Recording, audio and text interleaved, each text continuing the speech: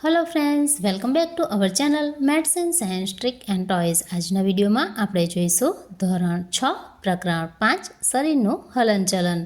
अगाउना video में आपणे जोयुं प्रचलन। अहीं आपणे जोईशुं स्नायु तंत्र। संकोचनशील अवस्था में स्नायु नाना, कठण अने जाड़ा थई जाय छे, जे हाडकाने खेंचे छे। सांढाना भागेथी अस्थિઓ वच्चेनुं हलनचलन शक्य बनावे छे। स्नायुओ अस्थि साथे जोड़ायेला होय छे, जे आपणा शरीरने हलनचलनमां मदद करे छे। गति करती वखते स्नायुना संकोचनथी हाडकां खेंचाय छे।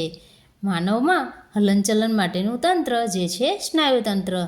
आ साथे बीजुं तंत्र जेनुं नाम छे कंकाल तंत्र, जे पण आपणा शरीरमां हलनचलनमां खूब ज अगत्यनो भाग भजवे छे।